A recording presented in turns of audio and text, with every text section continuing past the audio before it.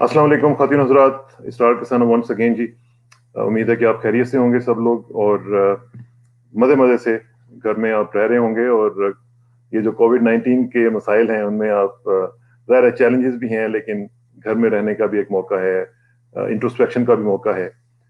मैंने जैसे पहले अनाउंस किया था कि आज हमारे साथ एक ऐसी शख्सियत होगी जिसने पाकिस्तान में पूरे का पूरा जो एक माहौल है उसको चेंज कर दिया। खास तौर पे जर्नलिज्म के हवाले से अगर देखा जाए तो उस शख्सियत ने आके पाकिस्तान में एक कल्चर बदला है और पाकिस्तान में बहुत बड़ा इम्पैक्ट क्रिएट किया है। मैं उनको पिछले कई सालों से जानता हूँ, मैं देख रहा हूँ उनका जो जर्नी है सो फार, इट इज़ वेरी इम्प्रेसिव। और माशाल्लाह जिस तरीके से उन्होंने पाकिस्तान में अपना काम किया है, और डिस्पाइट ऑफ द फैक्ट कि उनका कोई बैकग्राउंड उस तरह जर्नलिज्म का, जिस तरह कि हम लोग कहते हैं कि जी जर्नलिज्म की डिग्री हो या इस तरह की चीज़ें हों और थ्रू द मिल आया हुआ हो बंदा, लेकिन इसके बावजूद उन्होंने जिस तरीके से इम्पैक्ट क्रिएट किया है, दिस इज इनक्रेडिबल। मेरी मुराद जनाब मुबशर लुकमान साहब के साथ है, और मुबशर लुकमान साहब का जब जिक्र आता है तो बागी टीवी का भी जिक्र आता है। और मैं उनको इंट्रोड्यूस करा के अब आपसे मुलाकात करवाता हूँ। सबसे पहले मुबशर भाई, अस्सलाम वालेकुम जी। अस्सलाम वालेकुम जनाब, और आपके व्यूअर्स को भी अस्सलाम वालेकुम। बहुत बहुत शुक्रिया जी, बहुत बहुत शुक्रिया। और सबसे पहले इसलिए शुक्रिया कि एक वीकेंड पे भी आपने टाइम दिया, दूसरा ये था कि रात का वक्त था, आपने टाइम दिया। और मैं आपकी मोहब्बतों और आपकी जो आपका हमेशा से ये आपका रवैया जो हमारे साथ रहा है, मैं उसके ऊपर आपका शुक्रिया अदा करना चाहता हूँ। बड़ी मेहरबानी आपकी, आपकी तमाम टीम को मेरी तरफ से सलाम। और मैं वीकेंड में भी काम करता हूँ, मैं संडे को भी काम करता हूँ। और माशाल्लाह। मैं हफ्ते में मैं पिछले दिन यानी आप समझे 2.5-3 महीने में कोविड में एवरेज हम लोगों ने, मैंने और मेरी टीम ने को 17 घंटे काम किया माशाल्लाह रोज। माशाल्लाह और माशाल्लाह। आप ये शक्ल नहीं देख रहे, हालत क्या हो गई है। ईद के दिन मैं गिर गया था, ईद के दिन मैं गिर गया था और मैं कोई 2.25 दिन सोया हूँ बकायदा। अच्छा। हाँ, माय सिर्फ गॉड। नमाज के लिए उठे घर में, मैंने नमाज पढ़ाई, उसके बाद अपना फिर मैं गिर गया। फिर मैं रात को उठा, कुछ खाया और फिर मैं सो गया, फिर अगले दिन मैं उठा। अच्छा तो यानी ये हाल हुआ था ईद के दिन हमारा। अच्छा अच्छा, मुबशर भाई मुझे सबसे पहले तो ये बताएं कि ये जो आपने बागी टीवी शुरू किया हुआ है, मतलब इसने तो अखीर करके रख दी है। आपने 3 चैनल शुरू कर दिए हुए हैं। अब पहले लैंग्वेजेस थी आपकी उर्दू, इंग्लिश, अब आपने चाइनीज में भी जाके वो शुरू कर दिया है। फिर इसके अलावा अब मैं देख रहा था कि 60 मिलियन लोगों तक आप रीच कर रहे हैं। फिर मैं ये देख रहा था कि आपके जो एडवर्टाइजर्स हैं, मैंने सुना है कि इंडिया वाले भी आपको अप्रोच कर रहे हैं despite all the differences between the two countries. ये मतलब this has become a phenomena right now. इसका जरा मुझे अल्लाह बताएं का नहीं बड़ा कैसे। एहसान है जी। वो हमारे एक दोस्त है हाजी अब्दुल रज़ाक, जिनके नाम पे ARY है, अल्लाह उनको मगफरत करे। जी जी जी। वो मुझे कहते होते थे कि अल्लाह मेहरबान तो गधा पहलवान। तो हाँ, अल्लाह की अगर मेहरबानी हो ना तो फिर आदमी और माँ की दुआ अगर हो आपको, सही तो बात। जिसको माँ की दुआ लग जाती है ना फिर वो रॉकेट बन जाता है। तो हाँ वो जो है ना, एडवांटेज हमें ये है कि अल्लाह ने बहुत चाहने वाले भी दिए हैं, प्यार करने वाले भी दिए हैं। वो हर सही और गलत बात को हमारी मान भी लेते हैं, माफ़ भी कर देते हैं और फिर सपोर्ट भी करते हैं। अभी असल में हमने रमज़ान में जो स्पेशल ट्रांसमिशन की सोशल मीडिया पे, वो जी। पूरी दुनिया में फिल वक्त सबसे बड़ी ट्रांसमिशन थी सोशल और चार मीडिया। घंटे डेली करते रहे हैं। जी, 4 घंटे सहरी पे भी 2 घंटे और 2 घंटे अफ्तारी पे। इसलिए तो मैं कह रहा हूँ 17-17 घंटे हम काम कर रहे थे। और उसके अलावा 15-15 घंटे हम यूट्यूब पे कर रहे थे। इस वक्त हमारे 4 चार। यूट्यूब के चैनल्स हैं अल्हम्दुलिल्लाह। सोशल मीडिया पे बागी है, फिर फेसबुक हमारी अपनी है, फिर ट्विटर वगैरह पे।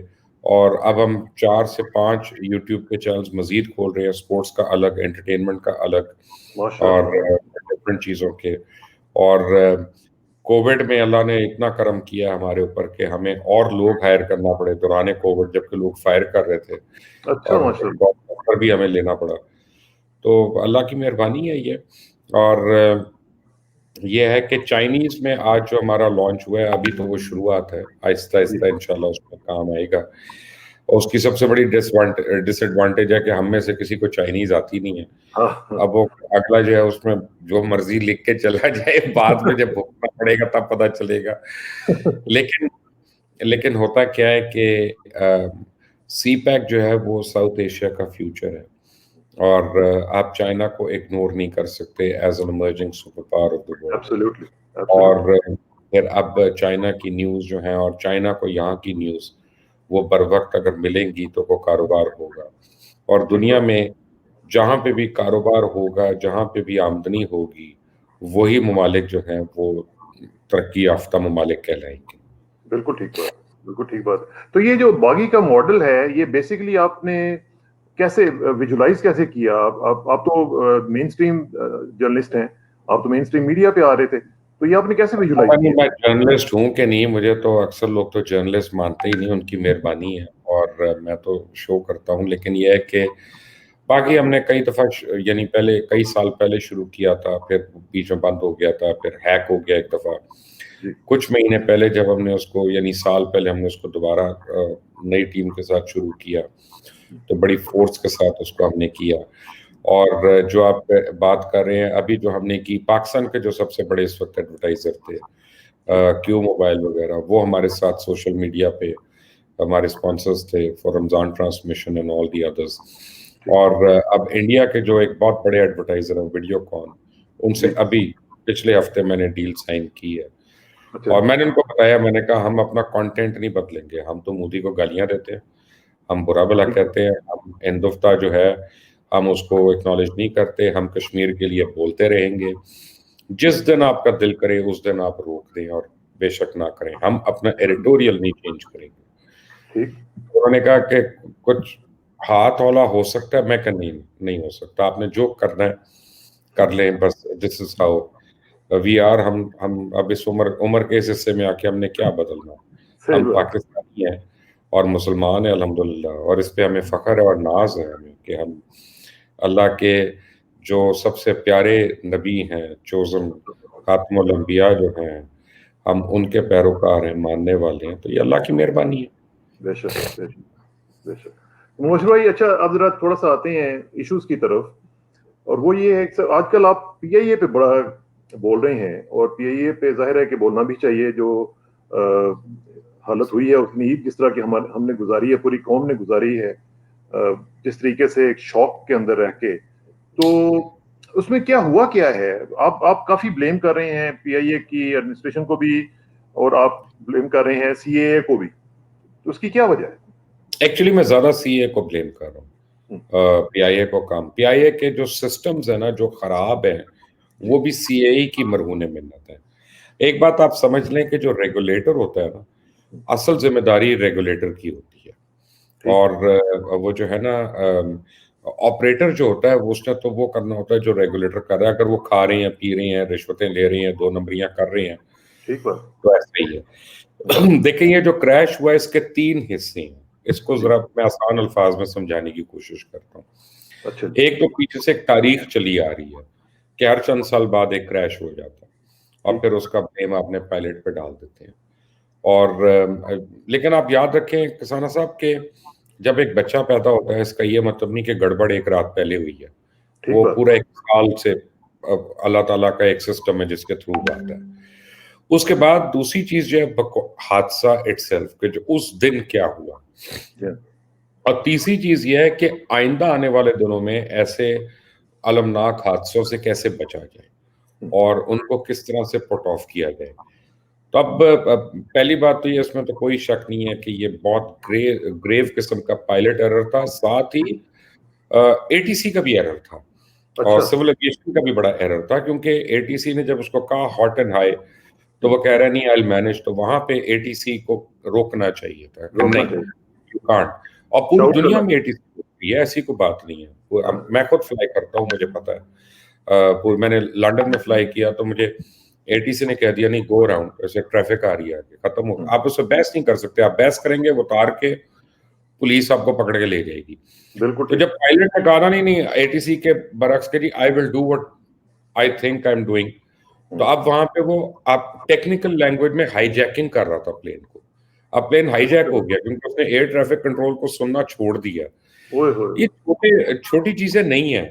जब अब वेस्टर्न दुनिया इस पे बोलेगी ना तो फिर वो हाँ। खुदा ना खास्ता पे बैन लगा सकती है हर किस्म सही के। बात। अच्छा अब ये हो गया, ग्राउंड पे हो गया।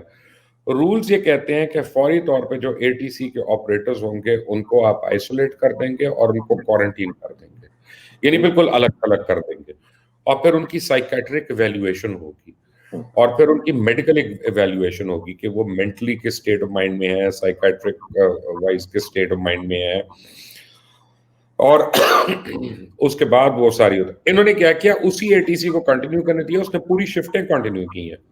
और एक और क्रिमिनल बात के 25 लेफ्ट जो रनवे था, वहां पे 2 मजीद जहाज लैंड करा दिए भाई, जिसपे एविडेंस है, जिसके ऊपर एविडेंस है, जिसके ऊपर टायर मार्क्स हैं, जिसके ऊपर इंजन मार्क्स हैं, वहां पे दोबारा प्लेन लैंड हो गए। और अगर कोई इंजन का टूटा हुआ पोर्शन आके इनकमिंग जहाजों के इंजन पे लग जाता है, तो आप इमेजिन करते हैं कि वहीं पे उसी दिन खुदा न खास्ता एक दूसरी कैटेस्ट्रॉफी हो जाती। सही बात। ये जो चेक्स हैं हमारे, आपको पता है कि 95 का जो बैच है, 1995 का जो बैच है, उसमें हमारे पास तो तफसील है कि 48 पायलट्स ऐसे हैं जिन्होंने पैसे दे के अपने लाइसेंस लिए। जी जी, 40 लाख दिए उन्होंने। जी जी। अच्छा, अब और वो सारी की सारी लड़ी जो है ना, वो एक खास जगह पे जाके मिलती है। और मुबशिर भाई, उनमें से कई तो 777 चला रहे हैं। उनमें कई चला रहे हैं 777, एक तो नहीं चला रहे। और उनमें से एक तो पाल्पा में भी बड़ी हाई पोजीशन पे बैठा हुआ है, प्रेसिडेंट है। आप खुल के बात करें, या मतलब मुझे बता दें, मैं कर दूंगा बात, मुझे कोई प्रॉब्लम नहीं। मैं लाहौर में बैठा हूँ और वो भी लाहौर में है, और वो पेल्पा के हेड बने हुए हैं इस वक्त, ठीक है ना। और दूसरी बात यह है, आप ये देखें कि पेल्पा इन इटसेल्फ गलत नाम है। पेल्पा नाम का मतलब है पाकिस्तान एयरलाइन पायलट एसोसिएशन, लेकिन ये इसमें अपने अलावा दूसरों को आने नहीं देते। यानी सरीन का पायलट नहीं होगा, शाहीन का पायलट नहीं होगा, इंडस का पायलट नहीं होगा, भोजा का नहीं होगा, एयर ब्लू का नहीं होगा, सिर्फ यही है पेल्पा। ठीक है ना। अच्छा, उसके बाद अब आपको बताऊं कि अभी अनकंफर्म्ड, आपको किसाना साहब मैं खबर दे रहा हूं, आप अगर गलत हो तो मुझे प्लीज माफ कर दीजिएगा, जो एटीसी ड्यूटी पे होना चाहिए था वो था ही नहीं, वो जुम्मतुल विदा की नमाज पढ़ने गया होता, उसका जूनियर था वहां पे। अस्तगफिरुल्लाह। अच्छा, अब ये सारी इन्वेस्टिगेशन कर रही है सिविल एविएशन। सिविल एविएशन अभी तक किसाना साहब 30 तारीख हो गई है मई की, हफ्ते का दिन है, रात को 11:13 हो गए हैं पाकिस्तान में। अभी तक सिविल एविएशन का डीजी या कोई अफसर कोई भी उस जाए हादसा पे नहीं गया, अभी तक नहीं गया। ठीक है ना। अब आप इससे सोच लें कि उनको कितना दर्द है, कितना एटीट्यूड है। वो आपने सिविल एविएशन की स्टेटमेंट नहीं सुनी। अच्छा, जो सिविल एविएशन की तहवील में होनी चाहिए थी रिकॉर्डिंग वगैरह, वो सारी रिकॉर्डिंग व्हाट्सएप ग्रुप से चल रही है एयर ट्रैफिक कंट्रोल की। यानी आप इनके जरा देखें कि अपने ऊपर से ब्लेम हटाने के लिए ये कितने बेरहम हो जाते हैं, जबकि कसूर इनका है। पायलट्स की रेटिफिकेशन। अच्छा, फिर उसके बाद आपको मैं एक और बात बताता हूँ। मैं आपकी यहाँ पे मैं ब्रेकिंग न्यूज दे रहा हूँ, मैं चैलेंज कर रहा हूँ पीआईए में कोई मुझे आके गलत साबित करे, बेशक ले लें किसी को अभी, कि जो डेली वेजेस पे काम करते हैं ना, डेली वेजेस पे जो मजदूर काम करते हैं, वो एयरबस के इंजन के और लैंडिंग गियर के ऊपर काम कर रहे हैं, जो 15,000 रुपया महीना ले रहे हैं। अब भरा हुआ है आपका टेक्निकल डिपार्टमेंट उनसे। अच्छा, जिस तरह पायलट्स की बात हो रही है किसाना साहब, मैं अगर आपके इंजीनियर्स के ऊपर आया तो आपके रोंगटे खड़े हो जाएंगे कि उन्होंने कैसे ली है अपनी डिग्रीज और सर्टिफिकेशन।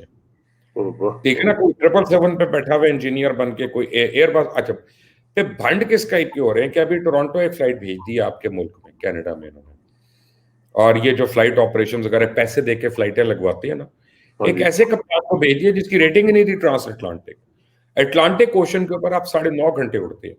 और उसका तरीका यह है कि 2 फ्लाइटें आप पहले इंस्ट्रक्टर के साथ करते हैं, तीसरी फ्लाइट जो है वो आप इंस्ट्रक्टर आपके राइट पे होते हैं, आप लेफ्ट पे होते हैं, उस तरह करते हैं। चौथी फ्लाइट पे आप जा सकते हैं, क्योंकि 9.5 घंटे आपके जो नॉर्मल टूल्स ऑफ कम्युनिकेशन है ना, वो काम नहीं कर रहे, आप सिर्फ सैटेलाइट उससे काम कर रहे हैं। आप फर्ज करें इमरजेंसी होगी, खुदा ना खास्ता, वो समुंदर भी लेके जाएगा ना कहीं पे जहाज। हाँ, बिल्कुल। अभी एक और पायलट है, उसको काठमांडू भेज दिया, उसने 310 के ऊपर सिमुलेटर किया और 320 उड़ा के वहां चला गया, दुनिया के माउंट एवरेस्ट के ऊपर, वहां पे अंदर काठमांडू के अंदर लैंड कर रहा है। और अभी तक कोई फुटेज नहीं रिलीज कर रहा एएसएफ या सिविल एविएशन, जनाब के वो लैंड कैसे हुआ, वो बाउंस हुआ, ये सारी स्टोरियां जो मैं दे रहा हूँ आप सुन रहे हैं, कोई और दे रहा है, कोई कैप्टन एजाज आर्मी दे रहा है। यार कितनी देर आपने इसके ऊपर मम रहना। अच्छा, दूसरा जो सिविल एविएशन ने इसके ऊपर बना दी है इन्वेस्टिगेटिंग कमेटी, उनमें एक भी एयरबस का पायलट नहीं है, एक भी एयरबस का इंजीनियर नहीं है। वो कमेटी क्या करेगी आगे? वो ये बता सकती है स्ट्रक्चर को डैमेज कैसे हुआ, ये क्या हुआ, बस मैं आपको ये बता रहा हूं कि ये 16वां क्रैश है, बॉटम लाइन। ये मुझे नऊजुबिल्ला कोई ख्वाब तो नहीं आया था, मैंने कोई इस्तिखारा करके तो नहीं सोया था और मुझे ख्वाब आ गया कि मैंने हाँ, प्रोग्राम किया टीवी के ऊपर, ARY के ऊपर, कि ये प्लेन जो है अल्फा पापा ब्रावो होटल ऑस्कर ATR, ये जो है क्रैश होगा और इसमें ये वजह होगी क्रैश होने के। और कुछ अरसे बाद वो क्रैश हो जाता है हवेलियां के ऊपर, उसके अंदर जुनैद जमशेद और बाकी सारे लोग हैं। हाँ, हाँ। अच्छा, चेयरमैन सिविल एविएशन के उस दिन आते हैं और पहले दिन कहते हैं कि जी वो तो पायलट को शौक था वीडियोस बनाने का, ये बनाने का। मैंने रात को टीवी पे आके कहा कि ये झूठ बोल रहा है, ये झूठ बोल रहा है, और ये this is what went wrong in the plane and this is why it crashed. सारों ने कहा ब्लैकमेल कर रहे। अरे बाबा, मैंने तुमसे कोई सीट मांगी है, मैंने तुमसे कोई अपग्रेड कराया, मैंने तुमसे कोई बैगेज ज्यादा लेके जा रहा हूँ, मैंने क्या चीज मांगी है तो तुमने ना कर दी है मुझे? ठीक है, तुम तो अपग्रेड करने की कोशिश करते हो। मैं वाहिद जर्नलिस्ट हूं अपनी कैटेगरी में जिसने आज तक अल्हम्दुलिल्लाह किसी के ऊपर एक फ्लाइट नहीं ली है, एक फ्लाइट। मैं आपको बताऊं कि मेरा ये, यानी इमरान खान से मेरी दोस्ती है, ये हर एक को पता है, मैं ओपनली कह रहा हूं। मैं आज तक इमरान खान के साथ ट्रिप पे नहीं गया हूं, मैं किसी प्राइम मिनिस्टर के साथ नहीं किया। मुशर्रफ मेरा दोस्त है, मैं उसके साथ नहीं कभी किया। मैं किसी स्पीकर के साथ नहीं किया, किसी प्रेसिडेंट के साथ नहीं किया। मुझे नहीं पता कैसे जाते हैं, मुझे नहीं पता नाम कैसे आते हैं, मुझे नहीं पता वहां पे $1000 पर डे का जो अब मिलता है होटल के अलावा वो कैसे लिया जाता है, कैसे खर्च किया जाता है, लेकिन नहीं करते ये लोग। हम तो अब मैंने इनके साथ क्या करना। 2 साल के बाद वो PIA की रिपोर्ट, इन्वेस्टिगेशन रिपोर्ट जो फ्रांस से आई, अब वो प्राइम मिनिस्टर ने कह दिया, अब वो ओपन होने वाली है, आप देखेंगे और मेरा प्रोग्राम उठा के देखेंगे, आपको लगेगा कि मेरा प्रोग्राम देख के वो इन्वेस्टिगेशन रिपोर्ट बन रही है। ये कैसे पता था मुझे? मैं कह रहा हूं ये क्रिमिनल लोग हैं, ये 302 का पर्चा होना चाहिए, कत्ल का पर्चा होना चाहिए इन सारों पे, और मल्टीपल कत्ल के पर्चे होने चाहिए। आप मुझे, हर आदमी मुझे कही जा रहा है कि जनाब ये गलती होगी तो वो, अरे बाबा एविएशन में गलती नहीं होती। कसाना साहब, मैं कसमें नहीं खाता, आप मेरी बात का यकीन कर लें, सिंगल गलती की वजह से जहाज नहीं क्रैश करता। जहाज खुदा न खास्ता क्रैश करता है ना, तो एक सीरीज ऑफ गलतियां होती है, एक पूरा इवेंट होते हैं वो उन गलतियों के, फिर वो कल्मिनेट। अब हमें क्या करना है, उस इवेंट्स को बीच में लाके तोड़ना है जो आगे जाते जा रहे हैं, और उसको रीग्रुप करना है और सिविल एविएशन को सही करना है, क्योंकि सिविल एविएशन जब तक सही नहीं होगी कोई। अच्छा, अब आपको बताता हूं, अब इसको छोड़ के 22 तारीख का वाक्य आपको बताता हूँ।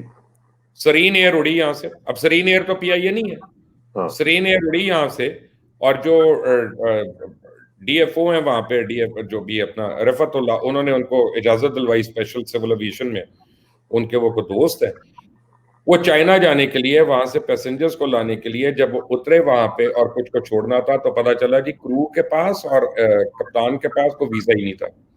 चाइनीज ने इनकार कर दिया कि आप नहीं उतर सकते यहाँ पे। उन्होंने कहा हमने तो ले ओवर करना है, हम कहाँ पे रहेंगे? उन्होंने कहा जहाज के अंदर रहोगे। पूरी रात जहाज के अंदर रहे, 3 घंटे 4 घंटे तो उन्होंने जहाज को पावर प्रोवाइड करके रखी ग्राउंड से। उसके बाद उन्होंने कहा कि इससे ज्यादा तुम्हारे ऊपर पैसे नहीं हम खर्च कर सकते। अब ये जहाज के अंदर पे उबल रहे थे, इन्होंने एक जहाज का APU ऑन कर दिया और उससे सारी एनर्जी लेके ACs वगैरह चलाते रहे और बत्तियां चलाते रहे पूरी रात, और फिर अगले दिन ये फ्लाइट लेके आई। जब APU की सारी एनर्जी कंज्यूम हो गई है और अगले दिन खुदा ना खास्ता उस जहाज में कोई इमरजेंसी हो जाती, तो आपके पास ऑल्टरनेट एनर्जी सोर्स ही नहीं थी कोई, आपने फिर क्रैश करना था। ये किस किस्म की सिविल एविएशन है यार? ये किस किस्म के कातिल लोग हैं यहाँ पे? ये किस किस्म के, एक तो होता है करप्ट होता है यार, ये तो करप्ट नहीं, ये तो बहुत क्रिमिनल लोग हैं, क्रिमिनल है। ये तो आप अल कपून शायद करता हो, इतनी बेदर्दी से मारता हो लोगों को शिकागो में। ये आज के जमाने में आप ऐसा सोच सकते हैं कि आपके बच्चे जा रहे हो उस जहाज में, आपके वालिदैन जा रहे हो? मैं सोच सकता हूँ? या आपको आइडिया है? आपने एक लिस्ट की भी बात की थी कि इस तरह के जो पायलट्स हैं वो अगर चला रहे हो तो उस पर ट्रैवल ना करें। जी, मैंने तो लिस्ट दिया, मैं तो अभी बाकियों की भी लिस्ट देने लगा हूं। आपके लिए बड़े कम फ्लाइटें रह जाएंगी, फिक्र ना करें किसाना साहब ट्रैवल करने के लिए। लेकिन मुबशिर भाई, ये देखें ना, असल में तो ये बात जो है, ये Pakistan as a state, Pakistan as a nation के लिए ये बहुत बड़ी खतरनाक बात है कि हम दुनिया में हम क्या मुंह दिखाएंगे कि ये हमारा ये हाल हो गया है। मुंह दिखाना होता, हम अल्लाह को मुंह दिखाते भी नहीं डरते यार, आप मेरा मुंह क्या खुलवा रही है? जिसको अल्लाह का डर होता है वो ये हरकतें करते हैं। वो यतीमों का माल खाते हैं, वो अपना जो मिस्कीन है उनकी जमीनों पे कब्जे करते हैं, लोग ओवरसीज काम करते हैं, मेहनत करते हैं, यहाँ वालों के लिए पैसे भेजते हैं, उनके पैसों पे कब्जा कर लेते हैं। ये अल्लाह से डरने वाली कौम करती है। और देखें किसान साहब, आपको मैं कर्ज करूं, अब होना क्या है, होना क्या चाहिए, होना चाहिए 2-4 गोरे बुलाएं बाहर से, हर पायलट की बैठ के वो इवेल्युएशन करें। वो गोरा ना अराई होगा, ना कक्के सही होगा, ना वो राजपूत होगा, ना रांगड़ होगा, ना सैयद होगा, ना कुछ होगा, ना उसको हमारी बरादरियां को जानती होंगी। वो अपने एथिक्स के हिसाब से काम करेगा। और इसी तरह इंजीनियर्स को भी करें, इसी तरह आप अपने एटीसी वालों को भी करें। अब आपको सारों को एवेल्युएट करवाना पड़ेगा, एक लीन और मीन ऑर्गेनाइजेशंस बनानी पड़ेंगी, उसके बाद आप उनको रन करें। क्योंकि होता क्या है, मैं आपको एक फर्क बताता हूं। अगर आपने मैट्रिक किया हुआ ना, मैं बिल्कुल अपने दिल से एक बात बता रहा हूं, अगर आपने मैट्रिक किया हुआ और आपको नॉर्मल अंग्रेजी आती है बोलनी, तो आप एक पायलट बन सकते हैं, इसमें कोई प्रॉब्लम नहीं है, क्योंकि उसकी एक अपनी साइंस है। अगर आप उसको मास्टर कर लेते हैं, अगर आप उसको सही सीखते हैं, तो आप एक अच्छे पायलट बन सकते हैं। प्रॉब्लम यह है कि जब आप झूठ बोलना शुरू होते हैं, एफए की डिग्री पे झूठ बोलते हैं, बीए की डिग्री पे झूठ बोलते हैं, रेटिफिकेशन पे झूठ बोलते हैं, अपनी असेसमेंट पे झूठ बोलते हैं, साइकोलॉजिकल केस वो उस पे आप झूठ बोलते हैं, तो मैं समझता हूं कि आपका कैरेक्टर रॉन्ग है। और जिसका कैरेक्टर फ्लॉ हो उसको जहाज कैसे दे सकते हैं यार, 400 पैसेंजर्स के साथ। और आपको पता है कि ये जो कैप्टन अभी बेचारे फौत भी हो गए, सजाद गुल साहब, अल्लाह ताला मगफरत करे, ये साइकेट्रिक इवैल्यूएशन में रह गए थे अपनी। जो पीआईए की एक साइकेट्रिस्ट थी डॉक्टर ओनेसा, उन्होंने इन सारे कई पायलट्स हैं जिनको उन्होंने फारिग किया था, ये बाहर से जाके इधर से अपनी पता नहीं पैसे पूसे दे के अपना ले आए, और वो जो उसके बाद यहाँ पे जा उस बेसिस पे लाइसेंस ले लिए। अब मुझे अगर लाइसेंस नहीं मिल रहा और मैं जाता हूं और मैं गुआंतानामो बे में किसी को पैसे देके लाइसेंस ले आता हूं, यहाँ पे मैं सिर्फ एक लॉ का पेपर देता हूं और कहता हूं कि लो जी अब मैं कमर्शियल पायलट हूँ। चेक नहीं है, कोई बैलेंस नहीं है, कुछ नहीं है। हमको अन्य बार चली जा रहे हैं। एक होती है बनाना रिपब्लिक, ये तो लगता है बनाना रिपब्लिक है, जिसका जो दिल करे बना ले। ठीक बात है। तो ये अब रुकेगा कहां पे जाके? ये रुकेगा किसी के ऊपर 302 का पर्चा होने के बाद। और मैं आपके उसमें ब्रेक कर देता हूँ न्यूज में। मैं खुद से कोर्ट जा रहा हूँ पिटीशन लेके। अच्छा, मेरा काम है अजान देना, ठीक बात। आप लोगों का काम है लब्बैक कहना, पूरी कौम का। मैं तो पिटीशन लेके जा रहा हूं, तमाम फैक्ट्स के साथ जा रहा हूं। मैं बता रहा हूं ये जहाज इस तरह क्रैश हुआ, ये हुआ, ये हुआ, ये हुआ। अगर मैं इसमें गलत हूं, मैं टीवी पे बैठ के टेंड कराऊंगा, मैं टेंड कराऊंगा टीवी पे बैठ के, मुझे कोई प्रॉब्लम नहीं, मैं माफी भी मांग लूंगा। लेकिन ये प्रूव कर लो अगर मैं सही हूं, तो इन लोगों को खुला फिरने देना चाहिए, सरकारी गाड़ियों पे, सरकारी फ्यूल के साथ, सरकारी मुराद के साथ, सरकारी प्रोटोकॉल्स के साथ। तो इसमें जो सिविल एविएशन जो हेडक्वार्टर है वो जाहिर है कराची में है, तो सिंध गवर्नमेंट का भी कुछ रोल है कि इसमें? आपको मैं एक बात बताऊं बड़े मजे की, पिछले पता नहीं मेरा ख्याल है 5 साल हो गए सिविल एविएशन का कोई डीजी नहीं आ सका। जो भी आता है एक्टिंग चार्ज के साथ आता है। क्यों? ये ब्यूरोक्रेट लगने नहीं देते, डीजी लगने नहीं देते। बोर्ड में खुद सारे मेंबर बन के बैठे हैं, बोर्ड जो है वो हर एक एलोकेशन कर रहा था, पे खांचे लग रहे हैं, पैसे खा रहे हैं, लॉटरियां निकली हुई हैं। कैन यू बिलीव कि 5 साल हो गए 3 हुकूमतों में, 6.5 साल हो गए 3 हुकूमतों में प्रॉपर चेयरमैन नहीं आया, डीजी नहीं आया सिविल एविएशन का। ये कितना बड़ा इदारा है, कितना छोटा इदारा है, वो आप खुद सोच ले। अच्छा, ये कमाल की बात नहीं है कि दुनिया में सबसे ज्यादा एयरलाइनें भी यहीं पे बंद हुई हैं इसी मुल्क में। ये किसकी कारकर्दगी आपको बता रहा है? अजवेरी से शुरू हो जाए, पहली जो खुली थी फर्स्ट प्राइवेट एयरलाइन, वहां से शुरू हो जाए। अभी तक यार 9 एयरलाइंस बंद हो चुकी हैं, 5 ने लाइसेंस लेके रखा हुआ है, अभी नए वो शुरू ही नहीं कर रहे, क्योंकि इन्होंने एविएशन को इतना कॉम्प्लेक्स कर दिया है कि इनके अलावा को उसको समझ ही ना सके। आप देखें 22 एयरलाइंस ने पाकिस्तान आने खत्म कर दिया हुआ पिछले कुछ सालों में। पहले आप देखें कैथे भी आती थी, केएलएम भी आती थी, लुफ्तांसा, पता नहीं कौन कौन सी एयरलाइन आती थी, यहाँ पे चॉइस ही चॉइस होती थी, और हमें वो शक्लें नजर आ रही होती थी, कोई इधर से निकल रहा है पैन एम का यूनिफॉर्म पहन के, उसका यूनिफॉर्म पहन के, कि ये अब भाई कोई नहीं, एक इत्तेहाद, एक एमिरेट्स, एक कतर, एक, और वो उन्हीं को ज्यादा फ्लाइटें दी जा रही हैं। आप अपनी ओपन स्काई पॉलिसी करके आपने खुद अपनी एयरलाइंस को दम घूंट दिया उनका। वो करें ना ओपन। आपको पता है ये ओपन स्काई पॉलिसी कितनी गलत है, क्योंकि हर मुल्क का दूसरे मुल्क से एक कॉन्ट्रैक्ट होता है एविएशन का, कि अगर एमिरेट्स है तो एमिरेट्स से हमारा कॉन्ट्रैक्ट होगा कि जितने टचडाउन हम उनको देंगे पाकिस्तान में, उतने ही टचडाउन वो देंगे हमें वहां पे इमारात में। वो तो दे रहे हैं आपको 2, आपसे ले रहे हैं 7, एक एक दिन में कर रहे हैं 5 फ्लाइटें कराची, 5 फ्लाइटें लाहौर, 3 फ्लाइटें सियालकोट, 2 फ्लाइटें मुल्तान। अरे क्या हो गया भाई, ये मुल्क दूसरों को खिलाने के लिए बनाया है। वो भी जो अपने मुल्क में हमारी इज्जत नहीं करते, लाइनों में खड़ा कर देते हैं, यल्ला यल्ला करके अपना अंटर मार रहे होते हैं पाकिस्तानियों को। कुछ शर्म करो यार, कोई हया करो। सही बात। तो ये प्राइम मिनिस्टर इमरान खान से आप क्या कहेंगे इस हवाले से? मैंने कह दिया जो कहना था, मैंने उनको बहुत कुछ कहा है और आज भी कहा है।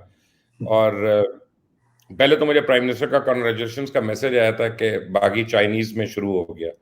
तो दूसरा उसके बाद मैंने जो दिल का गुबार था वो निकाला है, उसके ऊपर उन्होंने कमेंट नहीं किया, उन्होंने पढ़ लिया वो। और शायद मेरी कल अगर बात हुई तो मैं जो थोड़ी देर में जितना मैं डाउनलोड कर सकता हूँ, क्योंकि प्राइम मिनिस्टर की एक एडवांटेज जरूर है मुझे और काफी लोगों को है, वो कि हम अपने दिल का गुबार निकाल लेते हैं उनके साथ और सुन भी लेते। वो इतना उसमें हौसला है कि वो सुन लेते हैं, बर्दाश्त कर लेते हैं। ये तो क्वालिटी है। और कभी कभी ऐसा भी होता है कि हम प्रोटोकॉल वगैरह भूल जाते हैं और नाम शाम लेना शुरू हो जाते हैं। He's never stopped us। मैं अगर कह दूं कि इमरान ये क्या हो रहा है तो ये देखो क्या हो रहा है, तो वो इस पे कभी वो he will not mind it। He's a very क्या कहते हैं humble person in that way। हाँ, इन चीजों से ऊपर है उसको फर्क नहीं पड़ता। हाँ, सही बात। अच्छा, वो पता नहीं कहता होगा, मुझे नहीं पता वो, लेकिन मैं जानता हूँ उसको, वो बड़ा डायरेक्ट सा आदमी है। अच्छा, अब मुझे ये बताएं कि ये तो हम पीआईए का चलें देखते हैं, अल्लाह करेगा कि इसका कुछ ना कुछ हल निकले और अल्लाह करे कि ये in the long run Pakistan को कुछ फायदा हो। अब जरा थोड़ा सा सियासत की तरफ आते हैं। वो बाबूजी क्या कर रहे हैं वहां पे लंदन में? बाबूजी की आपने तस्वीर नहीं देखी आज लंदन में कॉफी शॉप के बाहर? वो तो चाय शाय पी रहे हैं, वो तो उनके प्लेटलेट्स तो ठीक ठाक लग रहे हैं मुझे। प्लेटलेट्स नहीं, उनकी चर्बी भी ठीक ठाक है, उनकी गले की वो गालों की लाली भी ठीक ठाक है, उनके बाल भी आना शुरू हो गए हैं। यार आप क्या बात कर रहे हैं? देखें, मेरी एक बात सुने आप, अलमिया ये है हमारे मुल्क का। चलें हम सियासी इख्तलाफात को एक साइड पे अगर हम छोड़ दें कि मैं और आप सियासी बात नहीं करते, लेकिन हम इतनी बात तो करें ना कि यार जिसने इस मुल्क को लूटा है उसको सजा मिले, जिसने इस मुल्क को जितना लूटा है उसको उतनी ज्यादा सजा मिले, वो कोई भी हो। मुझे आज सुबह को पीएमएलएन की एक जो थी ना बड़ी अच्छी है, आप समझे पार्लियामेंटेरियन है, मैं नाम नहीं ले रहा, उन्होंने मुझे कहा कि आपको पता है मियाँ साहब ऐसे हैं, मियाँ साहब ऐसे हैं। मैंने कहा चले मैं और आप दोनों दुआ करते हैं कि आपके बच्चे जो हैं वो मरियम और वो जो मरियम के भाई हैं उस पे चले जाएं और मेरे बच्चे इमरान पे चले जाएं। ये आप क्या बात कर रहे हैं? मैंने कहा यार अपना देखो ना, मैं तो बदुआ दे ही नहीं रहा, मैं तो दुआ दे रहा हूँ कि जो जिसको पसंद है उसकी औलाद पे उसकी औलाद चली जाए, ठीक है ना। आप बताएं मुझे, आप लीडर कैसे चूज करेंगे? है ना पेनफुल बात। सही बात, सही बात। पूरी कौम को शर्म आनी चाहिए जब वो कॉफी की तस्वीर आई है तो ये 22 करोड़ अवाम के मुंह पे थप्पड़ है कि पूरा आपका सिस्टम, पूरा आपके जुडिशरी को, आपकी पुलिस को, आपकी लॉ एनफोर्समेंट को, हर एक को धोखा दे के किस तरह से मामू बनाया गया। इसमें कौन इन्वॉल्व था वैसे मुबशीर भाई? ये जरा बताएं ना कि कौन था इन्वॉल्व? पंजाब गवर्नमेंट के कई लोग थे जी, पंजाब गवर्नमेंट के कई लोग थे, जिसमें यास्मीन राशिद ने रिपोर्टें दी हैं खुद इमरान खान को कि उनकी तबीयत इतनी खराब है, उस्मान बुज़दार की फाइनल जिम्मेदारी है। देखा ना, मैं तो बड़ा क्लियर हूं, बुरी लगती हैं बातें, जब हम कंटेनर पे खड़े थे बुज़दार साहब तो शहबाज शरीफ के पीछे थे उस वक्त, और कई उस वक्त लोग शहबाज शरीफ के और नवाज शरीफ के पीछे थे जो आज इमरान खान की साइडों पे हैं। सही बात। हमारा काम है बता देना। देखिए मेरा को अपना पॉलिटिकल एम्बिशन तो है नहीं, ठीक, मैंने तो आना नहीं है बुज़दार साहब की जगह, ना मुझे कोई इंटरेस्ट है। लेकिन ये है कि eventually the buck stops with Punjab government. They had to take a decision. They buckled under pressure. और इतना वो जो आप देखें डॉक्टर अदनान, उसका तो लाइसेंस ही कैंसिल हो जाना चाहिए। हर दूसरे दिन अपने क्लाइंट की अपना प्रेस्क्रिप्शन और डायग्नोसिस जो है वो ट्वीट कर रहा होता था। बाबा तुम प्राइवेट चीजें, आप कनाडा में कोई आपका डॉक्टर करे ना ट्वीट आपकी चीज, जरा मैं देखता हूँ क्या होता है उसके साथ, लाइसेंस कैंसिल होगा और इंश्योरेंस अलग उसको पड़ेगी। ये तुम कैसे कर सकते हो? क्या तुम ड्रामे करने के लिए आए हो यार? अच्छा, अब जब वो आएंगे, अगर फर्ज करें पाक, आज मैंने खबर सुनी कि शायद वो पाकिस्तान आ जाए, तो आप मेरे से लिख लें आज कि पहले डॉक्टर अदनान साहब आएंगे और वो आके अस्पतालों के मुआयने शुरू कर देंगे, डॉक्टरों के इंटरव्यू लेना शुरू कर देंगे कि जी मियाँ साहब आएंगे तो जेल में तो रहना नहीं, तो फिर हमने बीमार तो करना है ना किसी तरह। तो मैं तो कन्विंस हूँ ये प्लेटलेट्स खुद कम करवाए गए थे, अगर हुए भी थे तो ये कोई ना कोई, क्योंकि दवाइयां तो उनको डॉक्टर अदनान देते थे ना, एडमिनिस्ट्रेटर तो वही करते थे। तो वो असल में डॉक्टर अदनान को पकड़ के अंदर ग्वाल मंडी थाने में भेजना चाहिए कि आओ जी दसो जरा थे तुसी की खुआया। सही सही, बिल्कुल सही। अच्छा, ये जो शहबाज शरीफ साहब का सुन रहे थे कि उनको कुछ एश्योरेंस दी गई थी कि आपको प्राइम मिनिस्टर बना देते हैं तो इसलिए आप वापस आ जाएं, इसमें कहां तक हकीकत है और क्या कर रहे हैं आजकल शहबाज शरीफ साहब? मेरा ख्याल है शहबाज शरीफ साहब इस वक्त तकलीफ में है, क्योंकि वो अंदर जा सकते हैं बड़ी जल्दी। दो लोगों का मैं आपको बताऊं, बड़े लोगों का जाना तो शायद 4-5 नहीं है, लेकिन शहबाज शरीफ और जहांगीर तरीन के टाइम बड़ा गलत चल रहा है दोनों का, और नैब के हवाले से।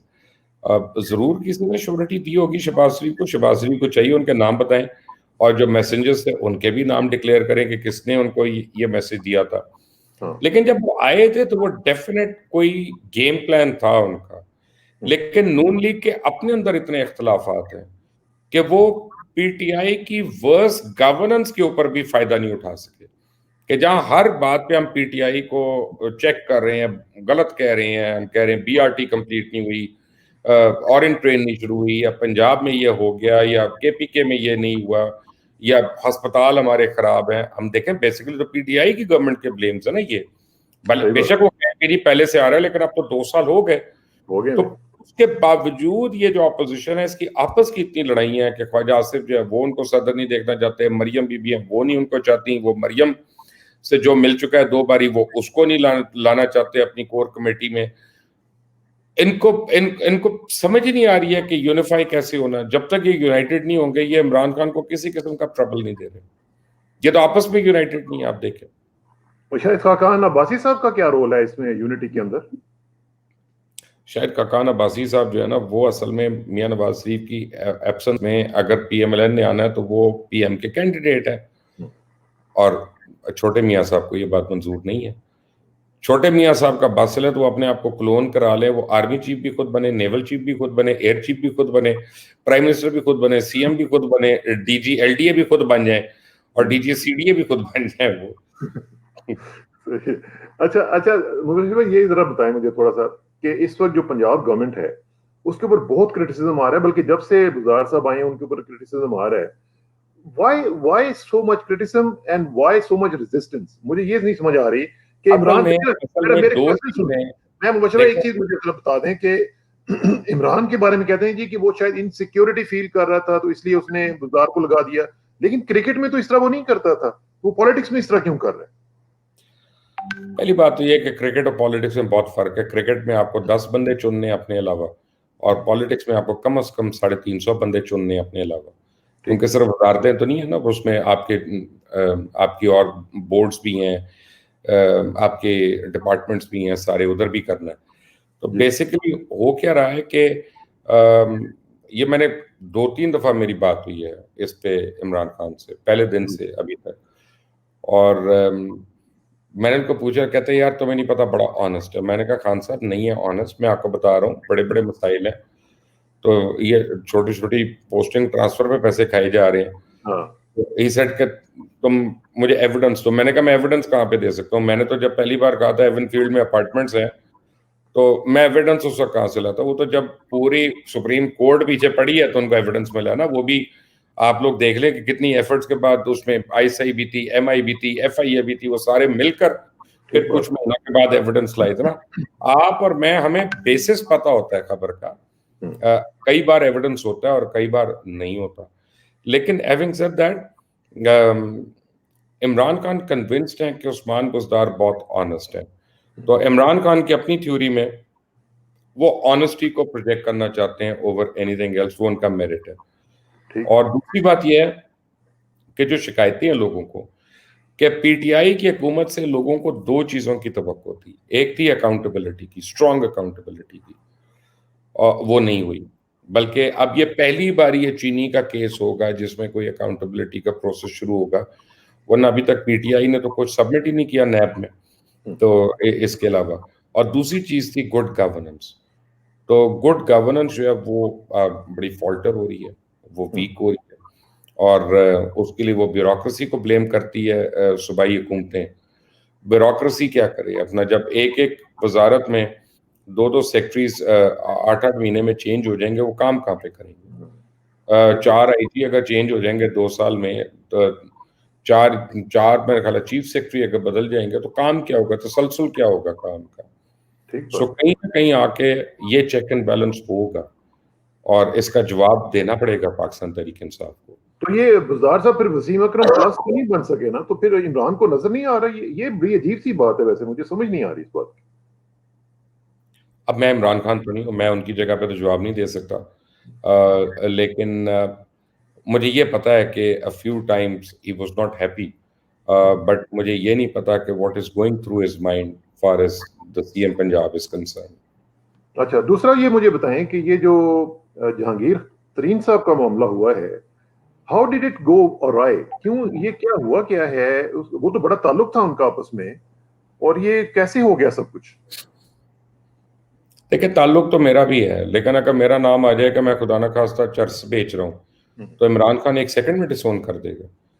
इमरान खान इस बात पे बहुत क्लियर है, वो किसी के साथ एसोसिएट नहीं होगा जिसके नाम से चोरी या करप्शन जो है ना वो आ जाए। उससे पहले वो उसको लास्ट मिनट तक मार्जिन देगा, लास्ट मिनट तक उसकी बात मानेगा कि शायद ये सही कह रहा है और इसके दुश्मन गलत कह रहे हैं। हाँ, लेकिन जब एविडेंस आ जाएगा फिर वो लिहाज भी करेगा, और आपने देखा कि वो एक सेकंड लगाया उसने हाँ, हाथ उठाने के लिए, मुंह फेरने के लिए। मेरी जहांगीर तरीन से भी बात हुई है, 2-3 बार बात हुई है मेरी उनसे, और इसके बाद हुई है। और मैंने उनको कहा लास्ट टाइम जब मेरी बात हुई, मैंने कहा आपको मैं बता रहा हूँ आप अंदर जा रहे हैं। तो ही लाफ्ड, ही सेड पार्टनर अभी बड़ी जिंदगी पड़ी है, देखेंगे।